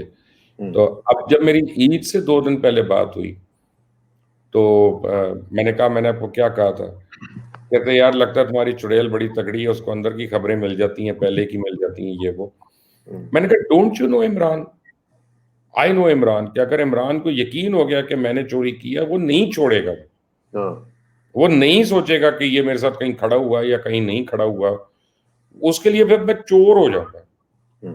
वो चोर की माफी नहीं है उसकी किताब में। हाँ, चाहे आप जितने भी इंपॉर्टेंट हो। वो जो मर्जी हो, वो उसने दिखा दिया कौन कितना इंपॉर्टेंट है। कौन रह गया अभी मुझे बताएं ना, असद उमर और शाह महमूद के अलावा, बल्कि शाह महमूद भी नहीं, असद उमर के अलावा पुरानी पीटीआई में कौन है वहां पे अंदर? ठीक बात। तो ये जो अभी एहतसाब का मामला चल रहा है, ये शहजाद अकबर साहब हर दूसरे दिन आके एक प्रेस कॉन्फ्रेंस कर देते हैं मुबशिर भाई। अभी तक हुआ तो ऐसा प्रैक्टिकली तो कुछ भी नहीं है कोई। ख्याल है शहजाद अकबर साहब कोविड में ना बोर हो गए घर बैठे बैठे, तो उनको प्रेस कॉन्फ्रेंस करके ना वो कोई इंजॉयमेंट मिल जाती है and something to talk about. But मैंने कहा ना कि ये पीटीआई को अब करना पड़ेगा, या तो वो करप्शन के केसेस को क्लोज करें और उनको पाया तकमील तक पहुंचाएं, और या फिर अपना ये बातें करना बंद कर दें। अब जो है ना, लोग इस नैज पे आ गए हो, कहते हैं यार सानू पता है फलां भैड़ा सी, सानू पता है फलां चोर, तुसी अपना दसो, तुसी की हाँ, कीता, ठीक बात। ठीक है, तुसी की कर रहे हो, तुसी सानू वो दसो। तो अब लोग जैसे कहते हैं पंजाबी में, हम नको नक हो गए में, तो अब नहीं लिहाज हो रहा कोई। सही और बात, ये सही बात। कोविड आ गया तो काफी चीजों में बचत हो गई है सियासी तौर पे। ये भी मैं आपको बता दूं, कोविड की वजह से अच्छा, घरों में भर के छुप गए हैं, कोई पॉलिटिकल एक्टिविटी नहीं, कोई कुछ नहीं, कोई चौकों पे नहीं जमा हो रहे, कोई मीटिंग्स नहीं हो रही, जलसे नहीं हो रहे। लेकिन इसको खत्म होने दें, तो फिर आप देखें इनको। अब इस बजट पे बड़ा काम करना पड़ेगा। मैं आपको अभी बता देता हूँ कि बजट पे बड़ी मेहनत कर रहे हैं, और इस बजट में बहुत रिलीफ आ रहा है। अच्छा जी। इस बजट में हकीकी रिलीफ आ रहा है। इसमें पहली बारी रियल एस्टेट वालों को भी रिलीफ मिल रहा है। अभी तो पहले कंस्ट्रक्शन इंडस्ट्री को रिलीफ मिला था ना, अब रियल एस्टेट को भी रिलीफ मिल रहा है, और इसमें और एक दो सेगमेंट्स हैं उनको भी रिलीफ मिल रहा है। मैं एक आधे दिन में अगर इस्लामाबाद गया तो क्या क्या हो रहा है मैं एग्जैक्ट आपको मैं पूछ के बता दूंगा। जबरदस्त, जबरदस्त। नहीं नहीं, विल स्टे इन टच। अच्छा, अब थोड़ा सा मुझे जरा बताएं, मैं मेरा ख्याल है साथ साथ लोगों के क्वेश्चंस बहुत ज्यादा हैं, लेकिन मैं वो पूरे हम ले नहीं सकेंगे। यार मुझे आपका सिर्फ किस पे, मेरे ये पहले बताएं कि मीडियम कौन सा है जिस पे आप चल रहे हैं। अभी हम लोग फेसबुक लाइव पे हैं जी। अच्छा, तो मैं अपना सिगार तो पी सकता हूँ ना, यहाँ पे कोई एनी कैमरा या टाइम। ऑफ का रूल तो नहीं है ना? नहीं नहीं नहीं नहीं, एनी टाइम एनी टाइम, कोई मसला ही नहीं है। You just stay relaxed. आप कैजुअल भी हो सकते हैं, आप सिगार शिगार पिए टका के साथ, कॉफी जो मैं आपने रखी कैजुअली हुई हूँ, है, मेरी कॉफी आप भी फिक्र पिए। ना करें, मैं बनावट नहीं करता, ड्रावा वो अपना, मैं जो मैं हूँ वो मैं हूँ। बस ये इसी वजह से आप हमें पसंद नहीं है। हुक्म करें। अच्छा मुबशिर भाई, मुझे ये बताएं, अब थोड़ा सा मैं जरा फॉरेन अफेयर्स पे आ जाता हूँ, बल्कि फॉरेन अफेयर्स क्या, ये हमारे जो हमसाया मुल्क में जो तमाशा लगा हुआ है, और आए दिन इन्होंने हमारे साथ जो पंगे लेने शुरू किए हैं, देखिए दूसरा क्वाड भी मार दिया पाकिस्तान ने उनका। ये जो लद्दाख में हो रहा है, इसकी क्या वजह है? ये चाहते क्या थे, और इनके ऊपर आके चाइना कैसे आके गिर पड़ा है? हुआ क्या है, जरा इसका मुझे बताएं। लद्दाख में LAC है जी, इनका, जिससे लाइन ऑफ हमारा एक्शन LAC कंट्रोल। है। और वो जो है उसमें इन्होंने वही करना शुरू किया जैसे कश्मीर के अंदर कर रहे थे, कि वहाँ सड़कें बना ली, वहाँ पुल बनाने शुरू किए, वहाँ बिल्डिंग बनानी शुरू कर दी। और इनका ये 2 साल से कर रहे थे बल्कि, और चाइनीज इनको वार्न कर रहे थे, मना कर रहे थे। और इनका ख्याल था कि एक दफा बन जाएगा, हम घुस के बैठ जाएंगे बीच में, फिर यूनाइटेड नेशन खेलते रहेंगे, वही जो ये कश्मीर में करते रहे थे। हाँ हाँ। चीनी आपको पता है जो कौम है, वो साली अपना वो चमगादड़ तक खा जाती है, तो उसने इनको छोड़ना था। चाइनीज ने इनको इस तरह मारा है वहां पे पिछले 5 दिन में, जिस तरह अमीर गरीब की रकम मारता है ना, उस तरह उन्होंने इनको मारा है, कोटा इंडियंस को। मैं आपको कसाना साहब सही बता रहा हूँ कि चंडे पड़ी है, चंडे, तो और सुनो की हुई है, ठुड्डे मारे उन्होंने बगैर फायर किए, एक गोली फायर नहीं की, और 350 इंडियन जो है ना आर्मी के लोग अरेस्ट कर लिए उन्होंने। उन्होंने पकड़ के उनसे नाक से लकीरें निकलवाई, उनको मुर्गा बनाया, और बड़ी मिन्नत समाजत के बाद उनको छोड़ा इन्होंने 2 दिन के बाद। What a disgrace. उन्होंने री इन्फोर्स, अब चाइनीज ने, आज की खबर यह है कि वहां पे रनवे बनाना शुरू कर दिया, वो वहां पे री इन्फोर्समेंट लेके आ रहे हैं अपनी पीपल्स लिबरेशन आर्मी की। और चाइनीज प्रेसिडेंट शी ने, उसने परसों अपनी असेंबली में सबको कह दिया आर्मी को कि be ready for a war. अब इनको दौड़े लग गई हैं, इनका ख्याल था अमेरिका हमारे पीछे खड़ा होगा। अमेरिका खुद कोविड के अंदर मरा हुआ है, और अमेरिका जो है उसका इलेक्शन आ रहा है, वो अपना इलेक्शन लड़े कि इंडिया के लिए को बैरी बेड़ा भेजेगा। मेरे कुछ इंडियन दोस्त हैं, उनको मैंने कहा अमेरिका की हिस्ट्री है of letting down it's allies, हम भी छठे हम लोग बेड़े भुगत चुके हैं, तुम हमसे ना, पूछो। तुम्हें मैं पहले बताता हूँ, ये बेड़ा बूढ़ा कोई नहीं आना, और कुछ नहीं होता। तो इनका ख्याल था ताइवान के ऊपर आएगा, तो उसके ऊपर आएगा, नॉर्थ कोरिया के ऊपर हमने स्टैंड लिया हुआ।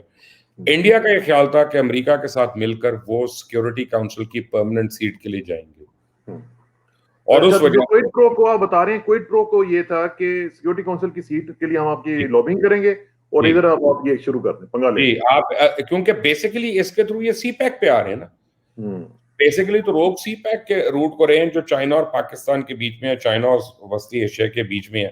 ठीक। चाइना ने पकड़ के चंडे मारना शुरू कर दी, उन्होंने लिहाज ही नहीं किया, उनको इनकी बात ही नहीं समझ आई, इनको वो उन्होंने लगा दी पकड़ के, इनको अपनी औकात पता चल गई है। और पाकिस्तान में हर महीने के बाद इनको कोई ना कोई तकलीफ होती है, ये आते हैं, बड़ा बोलते हैं, थोड़ी मार पड़ती है, फिर वापस जाके ठंडे हो जाते हैं। तो उम्मीद तो है, लेकिन अगला 1 महीना हमारा जो है ना, इस वक्त मैं ये फील करता हूँ, मेरी ये मैं बात कर रहा हूँ प्राइम मिनिस्टर से बात करने के बाद, इमरान खान की बात कर रहा हूँ, कि अगला 1-1.5 महीना हमारा बड़ा क्रिटिकल है, क्योंकि इंडिया डेस्परेट हो गया अपने लोगों के आगे। मोदी इलेक्शन जीत नहीं सकता, अब उनकी जो इकोनॉमिक कंडीशन होगी, तो उसको जंग चाहिए किसी तरह उसमें धकेल कर, ताकि पब्लिक सेंटिमेंट ले, कुछ ले, और फिर आगे शुरू करे। अच्छा मोशरो, ये आपने काफी इसको भी देखा, सी पैक को। As of today where do we stand? आज सी पैक की क्या सिचुएशन है? उसके ऊपर हम कई दफा क्रिटिसिज्म भी सुनते रहे कि जी स्लो डाउन हो गया है, और उस पर थोड़ा सा हम लोग पीछे हट गए हैं।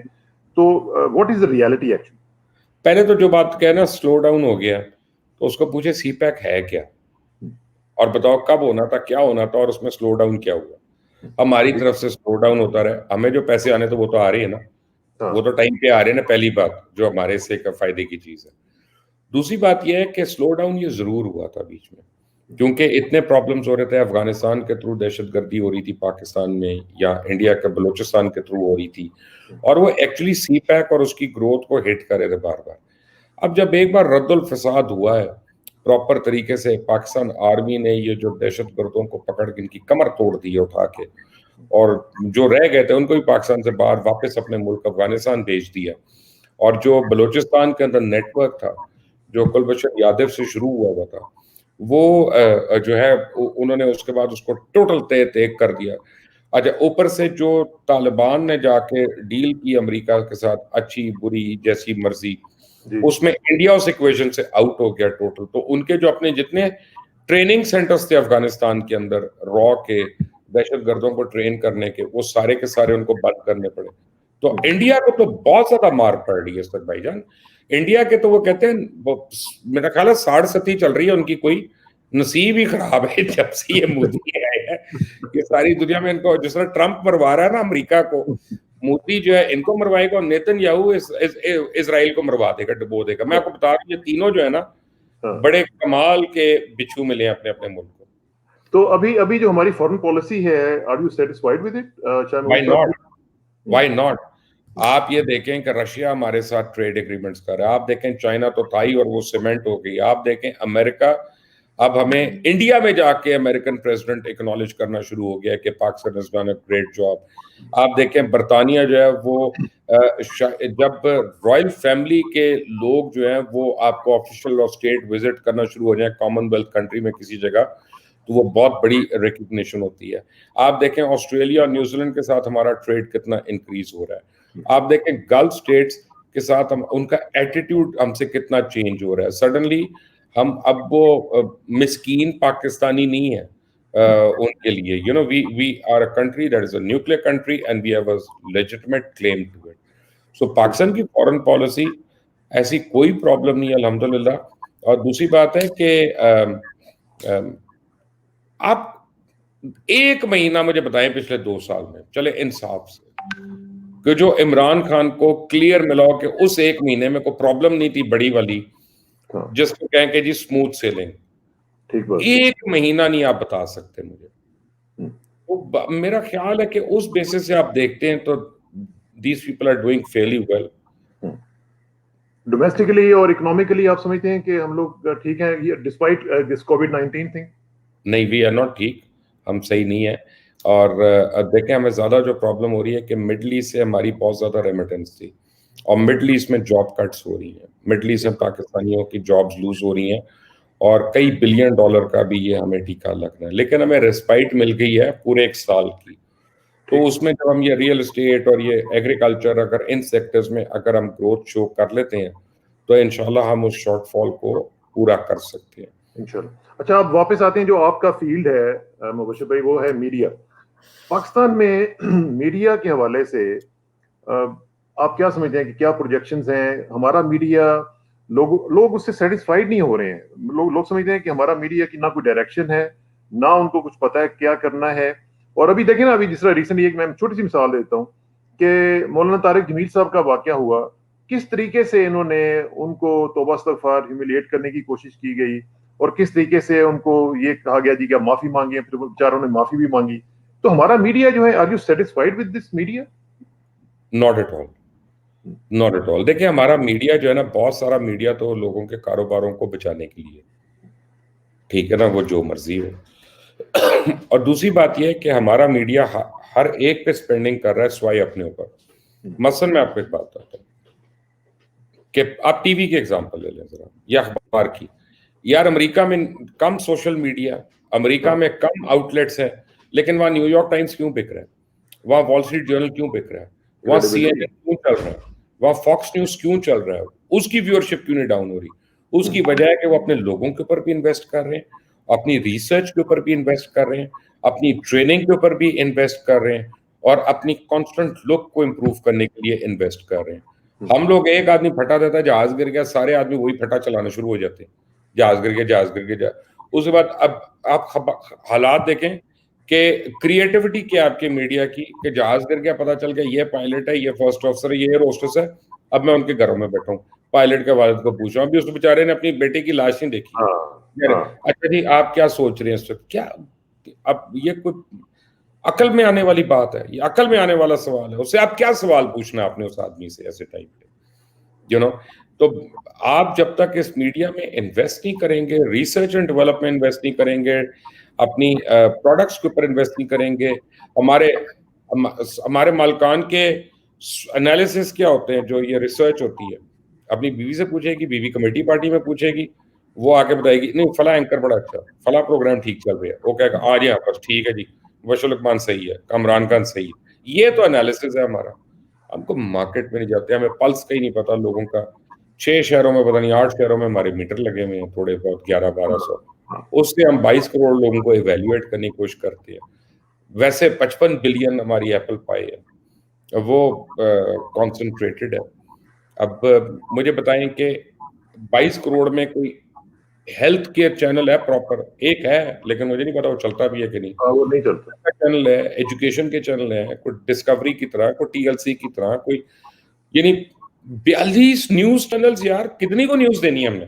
कितनी देर? ठीक है। मैं तो नहीं देख। और न्यूज में जो ये जो सनसनी खेजी है कि एक सेंसेशनलाइज, मेरा मतलब है कि अच्छा रिपोर्टिंग तो होनी है गलत, वो किस तरह से गलत होनी? तारिक जमील साहब ने 100% सही बात की, मैं उनसे 1000% एग्री करता हूँ। भाई शिया सुन्नी का फसाद होता है, हम सही रिपोर्ट करते हैं, कोई ना कर सकते हैं, हमारे घरों में धमाके हो जाएंगे, सही बात, हमें नहीं, हमारी पोर्टफोलियो पे नहीं फायर आना। फिर हम कर सकते हैं कि ये जुलूस पे किसने फायरिंग की थी, नाम ले सकते हैं हम, नामालूम अफराद ही कहेंगे, पर्चा भी नामालूम अफराद का कटता है, पर्चा कौन सा असल अफराद का कट जाता है? तो हमारी रिपोर्टिंग क्या है? He said she said. Shah Mahmood ने कह दिया कि जी पीपल्स पार्टी बैसाखियों पे चल रही है, शरीर रहमान आप क्या कहेंगी? शरीर रहमान कहिए शाह महमूद को कहे कि जिस बैसाखी पे वो चलते थे वो हमने उनको गिफ्ट नहीं की, भी वापस कर दे। ये बयान चल रहे होंगे। ये कोई इन्वेस्टिगेटिव जर्नलिज्म है? ये कोई रिपोर्टिंग है सीरियस? लेकिन जो सीरियस रिपोर्टिंग होती है उसको लोग फॉलो करते हैं, उसको लोग देखते हैं। क्यों 2-2 मिनट लोग हमारे वीडियोस को देख रहे हैं, 10-10 मिनट के वीडियोस को? बिकॉज अगर उनको कंटेंट मिलेगा तो देखेंगे, नहीं मिलेगा तो नहीं देखेंगे, नहीं देखते, कई वीडियोस को नहीं देखते। सोशल मीडिया में हमारी औकात बता देता है कि हम कितने पानी में। बिल्कुल सही। वैसे मैं किसी चैनल पे बैठा हूँ, ARY पे, जियो पे, दुनिया पे, एक्सप्रेस पे, सारे काबिल एहतराम है, तो मुझे नहीं पता कि मेरी स्ट्रेंथ क्या और उस चैनल की स्ट्रेंथ क्या। लेकिन जब आप सोशल मीडिया पे आते हैं ना, तो फिर आपको अपनी स्ट्रेंथ का पता चल जाता है, आपको पता चलता है आप कितने पानी में। ठीक बात, ठीक बात। अच्छा मुबशर भाई, दूसरा ये मुझे बताएं कि ये जो बड़ी एक डिबेट चली कि जी मीडिया झूठ नहीं बोलता, और आपने ये क्यों कहा कि झूठ मीडिया बिल्कुल झूठ बोलता है। किसने कहा झूठ नहीं बोलता यार? तो इनको क्यों तकलीफ हुई? पैदाइश झूठ से हुई है, खुदा का खौफ करो यार। ये क्यों? ये भी एक झूठ है। नहीं तो इनको क्यों तकलीफ है? मैं आपको बताता हूँ, आपने झूठ सुनना है, मैं आपको बताता हूँ। असूली झूठ कर लेते हैं। हर मीडिया वाला कहता है जी हम चौथा सतून है रियासत का। रियासत के 3 सतून है जो कॉन्स्टिट्यूशन में मेंशन्ड है। आप उसके अलावा से खुद साख्ता एक सतून बन गए हैं, आपको कोई राइट नहीं है। इससे बड़ा झूठ क्या होगा यार? आप कहां से रियासत का सतून है? एक प्लम्बर भी उतना ही काबिल एहतराम है जितना एक न्यूज एंकर है, एक इलेक्ट्रिशियन भी, एक अपना काम मजदूर भी, काम करने वाला भट्टे में, ये वो। हम सुपीरियर, हम सतून कहां से बन गए यार? अदलिया हो, मुकदमा हो, पार्लियामेंट हो, सेनेट हो, वो कहे हम सतून है तो मैं मान लूंगा, है कॉन्स्टिट्यूशन कहता है। आप अपने प्रोफेशन को रियासत का चौथा सतून कैसे बना के बैठे हुए भाई? आप पुलिस से पढ़े हैं, पुलिस से ज्यादा खिदमत है आपकी फौज से ज्यादा खिदमत है। कह रहे हैं यार आप रियासत का सतून बन गए। तो इसमें ये जो भी सूरत हाल है, इसमें अगर कहीं इसको डायरेक्शन ना मिली हमारे मीडिया को मुबशर भाई, तो ये तो हेवायर हो जाएगा। बिल्कुल, ये अभी बंद हो रहे हैं, बहुत बंद हो रहे हैं। कुछ ठीक हो जाएंगे, जो ठीक नहीं होगा वो और भी जाएंगे। सैलरीज तो लोगों को मिल नहीं रही है वहां पे, मैं सुनता हूँ अक्सर लोगों को सैलरीज भी नहीं मिल रही है वहां पे। मजे की बात है कि वो पैसे पूरे कमा रहे हैं, अपने एम्प्लॉइज को नहीं दे रहे। देखे ना? अब आप मुझे बताएं मीडिया में और कौन सा झूठ आपको बताऊं? दूसरी बात है कि जब आपका बिजनेस डाउन होता है आप सैलरीज कट करना शुरू होते हैं। जब बिजनेस अप होता है तो क्या आप उनको प्रॉफिट में शेयर देते हैं? नहीं देते। तो फिर वो आपके लॉस के कैसे शेयर होल्डर हो गए? वो एम्प्लॉय जो बेचारे, वो कैमरामैन या वो न्यूज रिपोर्टर या वो कोई DSNG वाला, क्या जुल्म की भी एक हद होती है यार, एक चैनल छोड़े वो आपकी पिछली 2 तनख्वाही नहीं देता। सही बात, सही और बात। मैंने 2 दफा चैनल छोड़ा, पता चला बड़े नेक नाम है, मेरे नाम के टैक्स काटते रहे, टैक्स दिया ही नहीं। हम्म। मुझे वक्त पड़ गया, मैंने फिर पर्सनली अलग से जाके टैक्स दिया। ओए होए। अब मैं क्या कहूँ, अपना कहने को तो सारे शरीफ आदमी हैं, हाँ, हाँ। मैं भी शरीफ हूँ। ये जो आपका जहाज है, इसके बारे में लोगों को बड़ा होता है कि ये जहाज आप उड़ाते रहते यार हैं। असल में एक प्रॉब्लम है किसाना साहब, जो बात लोगों को आज तक समझ नहीं आई। असल में किसी की जायदाद यहाँ पे अपने नाम पे नहीं होती, हम्म, किसी की बेनामी। दौलत अपने नाम पे नहीं, या बच्चों के नाम पे, या बीवी के नाम पे, साले के नाम पे, साली के नाम पे, नौकरों के नाम पे, हाँ, बेनामी ड्राइवर चलता के था। नाम पे। आप ये ओमनी वालों का देख लें, जो नैब में अभी निकला है सारा, कि वो छाबड़ी फरोशों के नाम पे अकाउंट्स में करोड़ों रुपया निकल आता है। ठीक तो बात। मैं अगर एक मुल्क में कमा रहा हूँ और उसमें टैक्स दे रहा हूँ, कम से कम मेरी कनाडा में तो कोई मिल्कियत नहीं है, मेरी इंग्लैंड में तो कोई नहीं है, मेरी अमेरिका में तो नहीं है, दुबई में नहीं है, कहीं पे नहीं है, और पाकिस्तान में अगर है और मैं उस पर टैक्स भी दे रहा हूँ, तो भाई कुछ खुदा का ख्याल करो। और पहले पता कीमतें तो पता कर लो। असल में आप जाएं जरा यहाँ से, आप किस शहर में कनाडा के? मैं कैलगरी में हूँ जी। कैलगरी में, बड़ा वैसे खूबसूरत जगह है। आप ऐसा करें ना कि जाएं जरा फ्लोरिडा, और जरा देखें कि जहाज किस तरह वो सब्जी मंडी की तरह लगे हुए हैं वहां पे। हाँ, और सही बात। $15,000 से शुरू होगा बिकना, और वो हाँ, हाँ। आपको $50,000 में बड़ी अच्छी कीमत के 4 सीटर मिल जाएगा। ये वो फिर आपको पता चलेगा जहाज की कीमत क्या है। वैसे जब आपसे बात नहीं अभी हुई थी, तो मुझसे जब लोग पूछते तो मैं उनको भी यही कहता था कि भाई ये जहाज जो है, ये वो 777 नहीं है। बाय द वे आजकल 777 भी बहुत कोडी कोडी हुआ है, अच्छा। बहुत, क्योंकि 27,000 जहाज खड़े हुए हैं ओए होए होए। और लीजिंग पे हैं, हाँ। लीज हुए में, उनसे पैसे नहीं दिए जा रहे हर एयरलाइन से। एयरलाइनें बैंकरप्ट हो रही हैं। अगर कोई मसलन मैंने तो आज पीआईए वालों को कहा था, आज मेरी एक बात हुई थी उनसे, मैंने कहा टकाटॉक बिक रहे हैं, 400 जहाजों सिर्फ लंदन के अंदर खड़े हुए हैं, उठा लो 4-5। इस वक्त तुम्हें नए जहाज बड़े अपना वो स्क्रैप की कीमत पे मिलेंगे। हाँ, हाँ। देखें, जहाज की असल कॉस्ट होती है मेंटेनेंस, ठीक बात। और अगर आप उसका आपने कुछ सेस्ना टाइप रखा हुआ है, छोटा जहाज रखा हुआ है, तो मैक्सिमम आपकी कितनी $700 $800 पर मंथ की कॉस्ट आ जाएगी। वो आप 2 दफा चार्टर करते हैं तो आपको पल्ले से देके चला जाएगा। सही यहाँ पे बात। मैंने कहा एविएशन का पता ही नहीं है ना किसी को। सही सही बात। ये अच्छा, ये सिविल एविएशन में रहने वालों को नहीं पता यार, बाकियों के इंसान क्या उनको नहीं कहलाते पता। सही हैं। हाँ। सही। अच्छा अच्छा, ये बताएं कि पिछले दिनों में बड़ा एक सिलसिला चला। वो एक आपके दोस्त हैं फयाजुल हसन चौहान साहब, उनके साथ क्या मसला चला, और मुझे ये भी बताएं कि आप हरीम शाह से बचे कैसे थे? अल्लाह का बड़ा करम है, पता नहीं कैसे बच गया, और उसकी वजह यह है कि मेरी उनसे कभी मुलाकात भी नहीं हुई, ना कभी बात हुई, ना एक्सचेंज हुआ। हम्म। और ये है कि गालिबन जब मियाँ असलम साहब बने थे ना वजीर Yeah. इत्तला, तो फयाजुल हसन चौहान के जहन में किसी ने ये डाल दिया था कि ये मुबश्शिर लुकमान ने बनवाया है इमरान को कह के, वरना तुमने नहीं हटना था। हम्म। और मैं उस जमाने में कुछ प्रोग्राम उस्मान बुज़दार साहब के खिलाफ कर रहा था। ठीक। बुज़दार साहब बहुत तंग आए हुए थे मेरे से। इन्होंने उनको कहा होगा कि अच्छा जी मैं करना ठीक है, तो फैसला कराना कुछ मैं साइड से करने हैं। लेकिन आप ये देखें कि आज तक, यानी मेरी तरफ से फाइल किया हुआ पुलिस रिपोर्ट्स 2 जो हैं, वो पर्चों में कन्वर्ट नहीं हुई। मैं कोर्ट में गया हूँ, मैं एफआईए में 2 डिफरेंट उसमें गया हूँ, मैं साइबर क्राइम में गया हूँ, अभी तक वो उसी तरह फिर रही। यानी ये आपके मुल्क का निज़ाम है। और अभी मैं हैव्स में हूँ, मैं हैव नॉट्स में नहीं हूँ। हाँ। ठीक है ना, मैं अल्लाह का करम है, मैं फोन उठा के काम करा सकता हूँ, ठीक बात। लेकिन मैं भी ढीठ होके नहीं करा रहा। यानी मैं भी प्राइम मिनिस्टर को कह सकता हूँ कि ये पर्चा कटे, वरना मैं देखता हूँ ये वो, तो वो प्रेशर तो पड़ेगा ना, वो काटे या पड़ेगा। ना काटे, प्रेशर तो पड़ेगा ना। एक दोस्ती का भी तो प्रेशर होता है। मेरे भी तो 4 वजीर दोस्त हैं, ऐसी बिल्कुल। बात नहीं। पीटीआई में मेरे दोस्त हैं, लेकिन बात यह कि ये आपका निज़ाम ऐसा है कि मैं भी देख रहा हूँ, ऑन रिकॉर्ड है कि जब जब मैंने एप्लीकेशन फाइल की और उनका क्या क्या हुआ, और कितनी साजबाज हुई, कितनी बाजपुरस हुई, तो पता चलेगा, क्योंकि ये भी तो एक वाइट पेपर ही बन रहा है। वैसे वैसे मनोज भाई, ये इस केस को जब मैं देखता हूँ तो फिर हमें पूरी अपने पॉलिटिकल पॉलिटिकल सिस्टम पे, पॉलिटिकल कल्चर के ऊपर पूरी तस्वीर वाज़ेह हो जाती है कि हमारे साथ क्या हो रहा है, जहाँ पे इस तरह की लड़कियां पता नहीं कहाँ से उठ के पूरे के पूरे सेटअप को हाईजैक कर लें, तो वहां पे क्या सिस्टम चलेगा और क्या सिस्टम देखें, होगा? यहाँ पे तो उर्दगाल बड़ा चल रहा है ड्रामा, आपको पता है ना कि हाँ तो पूरी कौम की ठरक जो है ना वो उर्दगाल पे निकल रही है। ये हम लोगों ने बात तो आना नहीं। आप वो आपकी कौन सी है, जेरार्ड स्ट्रीट है वहां पे, जी। आप टोरंटो में जब आप वहां जाके बैठते हैं ना, तो वो रेस्टोरेंट वगैरह के बाहर आप देखें तो लोग देख ही रहे होते हैं कौन आ रहा है कौन जा रहा है। हम देख रहे हैं कि बड़े शौकीन है, हर एक को हाँ। देख रहे रहते हैं कौन क्या कर रहा है, अपने ऊपर नहीं हमने देखना। तो बस इस कौम का अलमिया ही है।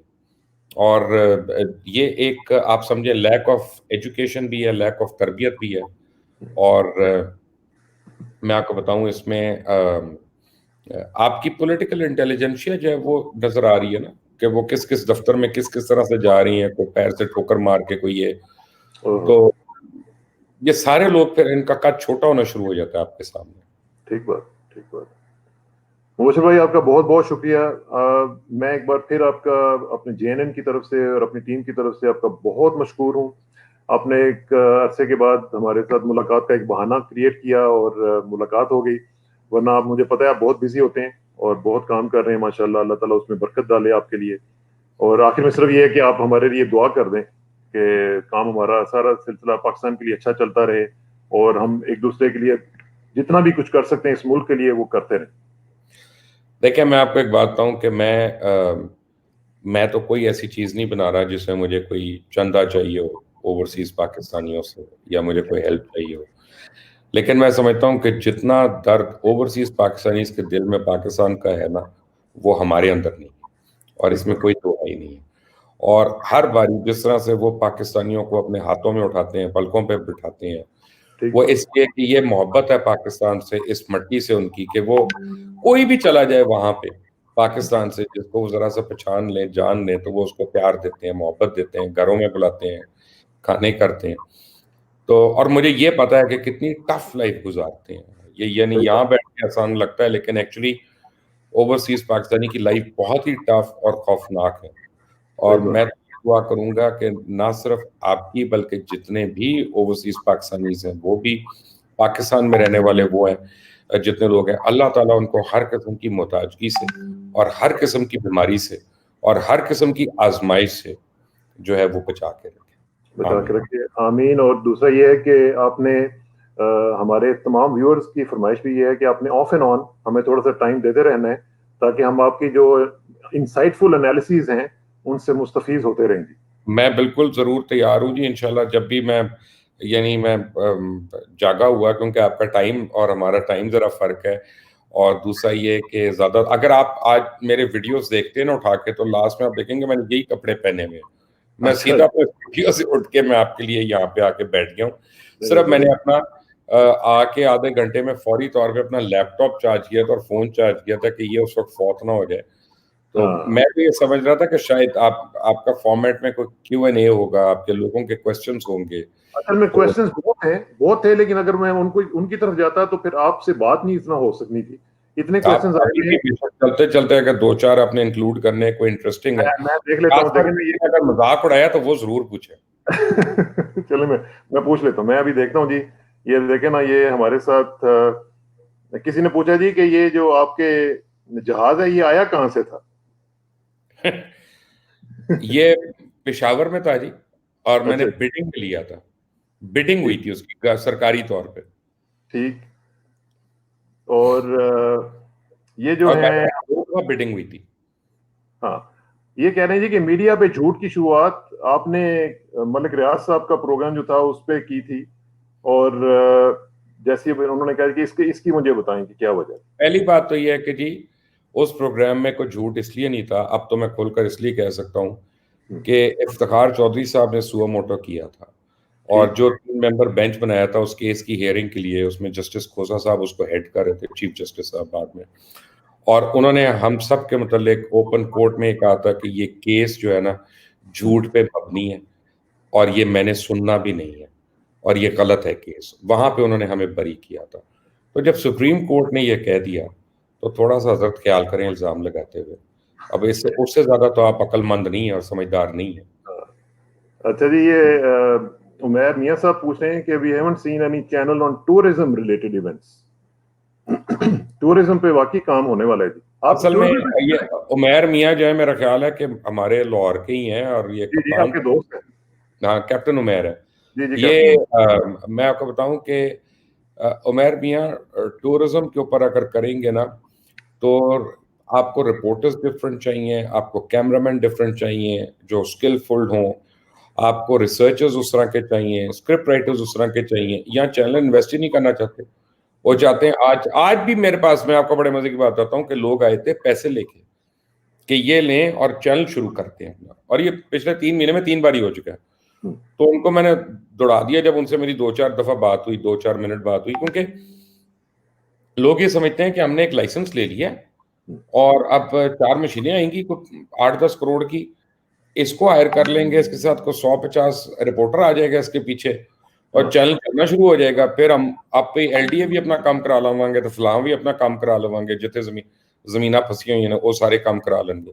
इस तरह होता नहीं है। मैंने सीएनएन का, फॉक्स का, टीएलसी का, डिस्कवरी का, नेटफ्लिक्स को देख लें यार, वो रोज अपने अंदर इन्वेस्ट कर रहा है और मार खा रहा है। अमेजॉन को देख लें, सोनी को देख लें। ये क्यों? इनको शौक है पैसे खर्च करने का? नहीं, क्योंकि जब तक ये पैसे खर्चेंगे नहीं और अपनी नीश नहीं बनाएंगे, ये अगर कोई प्रॉपर टूरिज्म चैनल इस मुल्क में शुरू कर ले, तो मैं आपको बताऊं वो यकीनी तौर पे पैसे बनाएगा, बिल्कुल यकीनी बनाए। तौर पे बनाएगा। लेकिन उसमें न्यूज की ठरक अपनी ना पूरी करे और हाँ टॉक शो की। नहीं, उसमें लेकिन लेकिन टॉक लक्ष्य भाई शो भी लेकिन हो। आपने 4 चैनल शुरू किए हुए हैं, तो आप एक टूरिज्म पे भी क्यों नहीं करते हैं? पाकिस्तान का इमेज तो प्रमोट होगा ना। देखिए, ये तो वो करेगा ना कि जिसके पास पैसा होगा वो करने के लिए। मैं तो एक आपकी तरह एक वर्कर हूं ना। हम तो अपनी सर्विस दे सकते हैं। मैं ये कर सकता हूँ कि जी अगर मैंने 10,000 रुपये फीस लेनी, मैं आपसे 2,000 लूंगा, चले, मैं हाँ 10 नहीं लेता। ठीक। लेकिन मुझे at the end of the day को दुकानों के किराए तो नहीं आ रहे ना मुझे, कि मैं अपने घर का खर्चा चला लूं उस तरह से। हाँ सही बात, सही बात। अच्छा जी, ये कुछ लोग पूछ रहे हैं कि जी पेट्रोल की कीमतों के हवाले से, कि जो इस वक्त सूरत हाल है उसमें तो पाकिस्तान में बड़ी डकैती हो रही है, कि पाकिस्तान की कीमत तो बहुत नीचे आ गई भी है, तो लोगों को उसका फायदा जो है उस तरह पहुंचना चाहिए। पहली बात तो ये कि पेट्रोल की कीमत काफी कम हो गई, और मेरा ख्याल है कि अगले हफ्ते मजीद 7 रुपए कम हो गई है।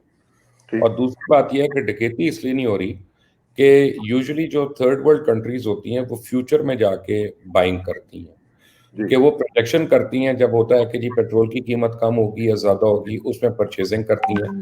और जब तक आप वहां पे आते हैं, अगर तेल की कीमत ज़्यादा भी हो जाए तो आपको वो उस कम कीमत में मिलेगा, अगर वो तेल की कीमत कम भी हो जाए तो आपको ज़्यादा कीमत पे ही लेना होगा। ठीक। तो फायदा ज़रूर हुआ है पाकिस्तान को, लेकिन उस तरह का फायदा नहीं हुआ जिस तरह का लोग सोचें कि डे लाइट रॉबरी है। हाँ तीसरी चीज़ ये है कि उन 30% लोगों का भी तो, उनके ऊपर भी तो सलाम भेजे ना, कि जो बिजली चोरी करते हैं यहाँ पे, जो पूरा कराची आपका कुंडे लगा के बैठा हुआ है और बिजली हाँ चोरी कर रहा है, वो भी तो जरा देख लें कि हुकूमत अपना खर्चा कहाँ से पूरा करे। और हाँ रही सी कसर, ये 18वीं तरमीम ने पूरी की हुई है हमारी। तो मेरा मतलब है कि हुकूमत डकैत उस वक्त तो अगर उनकी जेब में जा रहा हो, लेकिन अगर वो वाकई आपके ऊपर लग रहा आके, तो फिर तो वो डकैती नहीं है। वरना तो फिर वो जो है ना, कोई भी स्कैंडिनेवियन कंट्री, उसको डकैत ही कहते हैं सारे। हाँ पता नहीं, हाँ। 70-80% तक टैक्सेस होते हैं वहां पे, लेकिन वो नजर आते हैं, लोगों पे लग रहे होते हैं। तो ये तो जो लोग, 18वीं तरमीम का आपने चूंकि जिक्र कर ही दिया है, तो वो स्क्रैप होने के बारे में बड़ी अफवाहें चल रही हैं, तो कुछ इस तरह का सिलसिला हो रहा है आपको? मुझे मुश्किल लगता है। हम्म, उसके लिए इनको मेजोरिटी चाहिए, और सेनेट में मेजोरिटी चाहिए, और पीटीआई को उसके लिए अपना स्टांस बदलना पड़ेगा। अगर इन्होंने अप्रूव करानी है, इनको पीपल्स पार्टी, नून लीग को कॉन्फिडेंस लेना पड़ेगा। ये अकेले जो है 18वीं तरमीम को बुलडोज नहीं कर सकते, कम से नहीं कम कर। दोनों हाउसेज में नहीं कर सकते। उसके लिए बहुत स्ट्रगल दरकार है।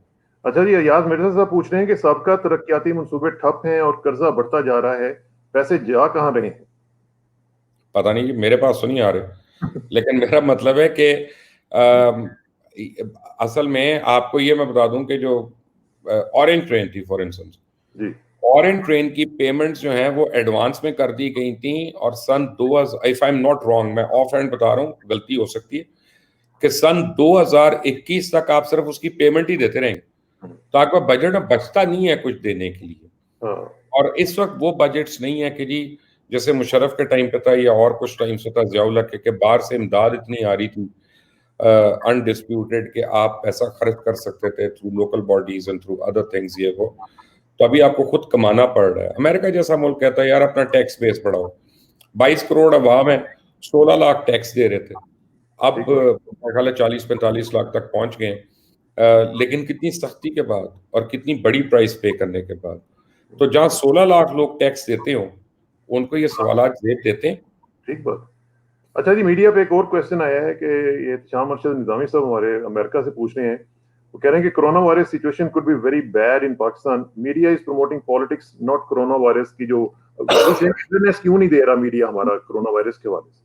नहीं, मीडिया बहुत दे रहा है। मेरा तो ख्याल है कि मीडिया ज्यादा दे रहा है, जो उसको नहीं उस तरह की देनी चाहिए। कि जो हम हर वक्त फट्टे चला रहे होते हैं ना कि 2 और मरीज कोरोना वायरस के चल बसे और वो बार बार चल रहा है ब्रेकिंग न्यूज, ये तरीका गलत का है। कोरोना वायरस की एक एजुकेटिंग किस्म की स्लैब्स होनी चाहिए, जैसे WHO ने बनाई हुई है, जैसे यहाँ पे भी भारत गवर्नमेंट ने बनाई है वो कोविड की। मैं आपको अपने फोन पे भी खोल के दिखा सकता हूँ। तो मेरा ख्याल है कि कोरोना वायरस की अवेयरनेस बढ़ी है लोगों को। लोग खुद केयरलेस हैं जी। आपको नहीं पता कि हम कितने हैप्पी को लकी किस्म की नेशन है। जब लॉकडाउन था और मैं स्टूडियो जा रहा था, तो और कंडीशन थी कि एक गाड़ी में 2 से ज्यादा सवारियां नहीं होंगी, तो एक मोटरसाइकिल पे मैंने देखा बंदा 3 बच्चों को लेके जा रहा था, साथ एक औरत थी। तो मैंने उसको रोक के पूछा, मैं कहा बाबू कितने चले हैं? कहता बच्चे जिद कर रहे सन लॉकडाउन देखना है। अब उसको हमको क्या एजुकेट करना है यार आपने?